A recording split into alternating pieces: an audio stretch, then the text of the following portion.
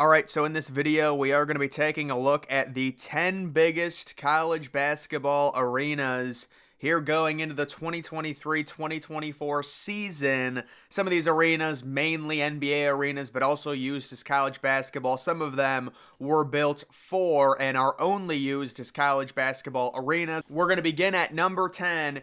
It is the Marriott Center, home of BYU, and this arena actually did get a nice exterior renovation. Looking at the interior of it, it does have a capacity of 19,000, which is pretty on par with your standard NBA arena. Some NBA arenas are actually going less than 19,000, so kind of random that BYU actually has a capacity this big, but you can just take a look at it. It is just one giant lower bowl. Super unique design for BYU basketball and a nice new exterior. It did open back in 1971 with a capacity almost at 23K.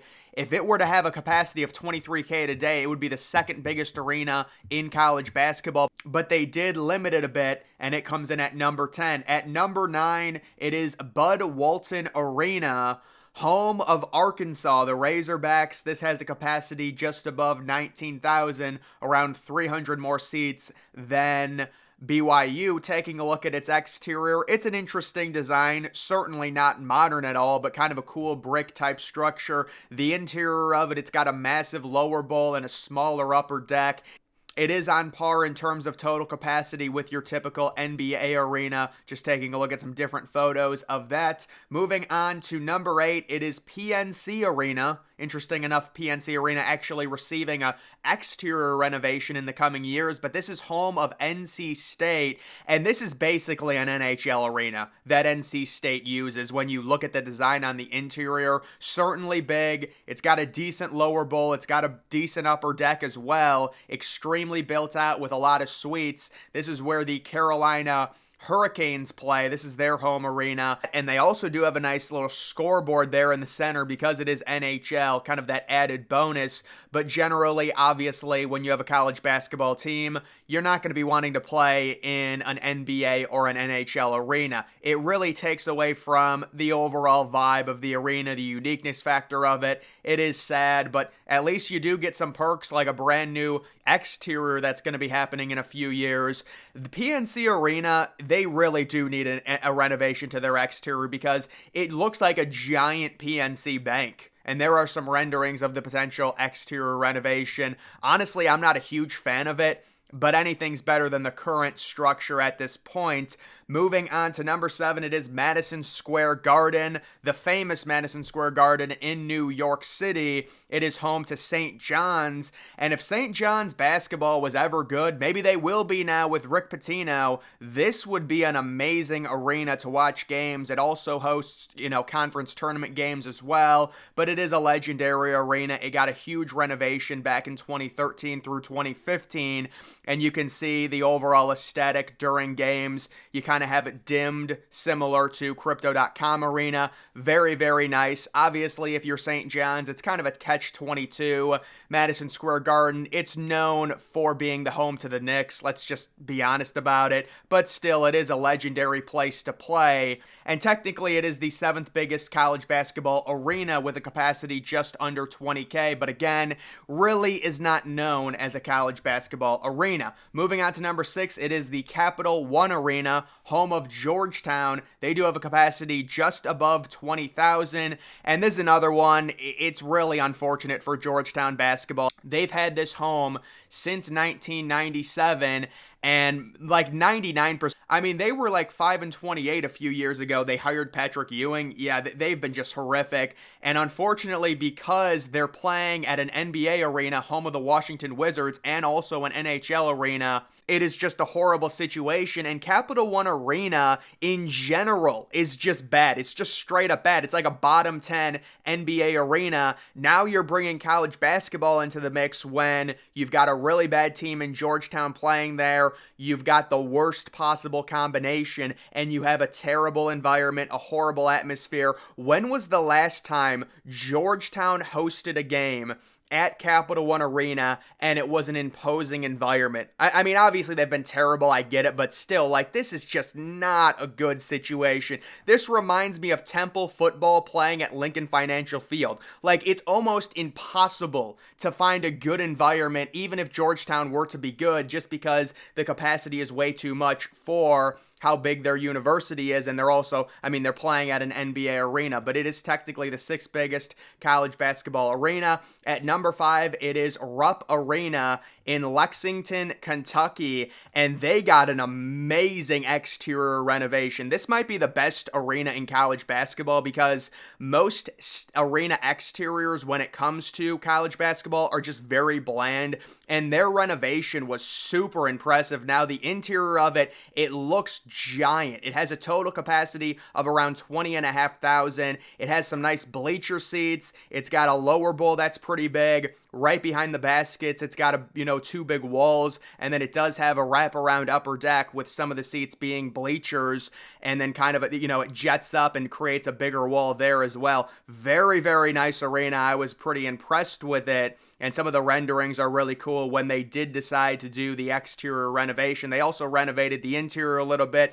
put up a new scoreboard, did the whole shebang, but it is number 5 in terms of the biggest college basketball arenas.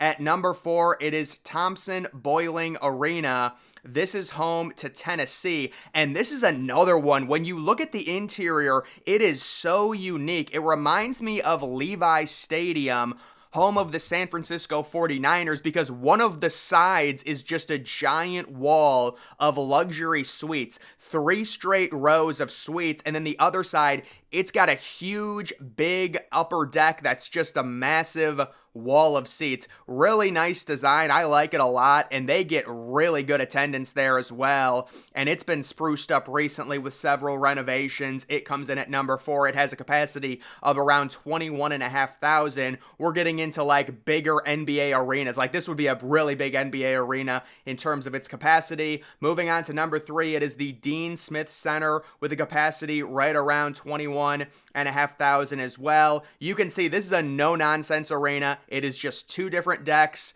You can look at the design of it. Bigger upper deck, really nice seating color, the Tar Heel color, like the vibe in terms of that. There has been discussions, should they renovate it? Should they build a new arena? They were talking about possibly removing around 4,000 seats of this arena to make it nicer. We'll see what they end up doing, but just looking at it, it is a very outdated design, especially the upper deck design actually reminds me of the old Milwaukee Bucks arena that they recently knocked down. So certainly this is an outdated stadium, but it is legendary. Oh, I did say stadium. I meant arena. I always get those confused just because I normally always talk about stadiums, but it is an outdated upper deck design in terms of this arena, but it is a legendary arena. So what are they going to do with it? We'll see if they try to renovate it. Maybe they'll just build a brand new arena in North Carolina. Certainly, you would think they'd be able to attract the proper private investment to build a potential new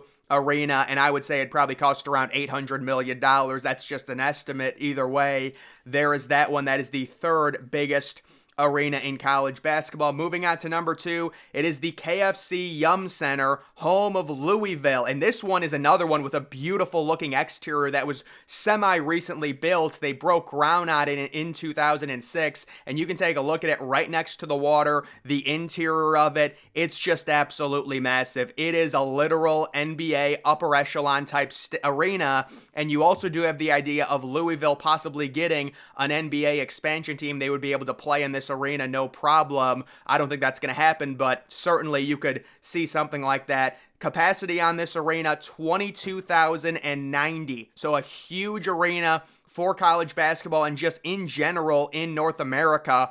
Very rare are you going to have an arena with a capacity over 22K, but the KFC Yum Center, home of Louisville, relatively new. It fits the bill. And then number 1, of course, it is the JMA Wireless Dome, otherwise known as the Carrier Dome, home of Syracuse basketball. And we understand this is a multi-purpose dome. Basically what they do is they cut the stadium in half. On the one side, they put up temporary seats, and then the other side is just part of the normal college football stadium seating. And it gets pretty crazy, especially when Syracuse is good, whenever they're facing Duke on those Saturday games in the winter. We remember them. They'll have the capacity and the upper deck going all the way down the side. You know, it's crazy that fans can even see the game from that far away, but they do sell tickets there, and they can sit around a total of 35,000 in terms of the absolute most extended attendance they can have for a college basketball game. It is pretty remarkable. You know, I've always thought, what about the idea, instead of cutting the court in half, what about just put the court in the center where the 50-yard line would be? You know how they do for the Final Four, and then just have all the seats be available and set the attendance record for a college basketball regular season game. If Duke's like ranked 1 and Syracuse is 2 or something, imagine they did that. I would guess it has something to do with like home court advantage and sight lines and things like that. And obviously it's going to be way better in terms of the overall view for most of those fans if the court is pushed up against the one side of the end zone. But either way, the JMA wireless dome, it has a huge advantage. I mean, it's not an arena, it's a stadium. It's just a college basketball court inside a stadium, but technically it is number 1 in terms of college basketball arenas because Syracuse does play their regular season home games there. But either way, guys, that is going to do it for this video. Make sure you're following me on X. Link to that's always in the description.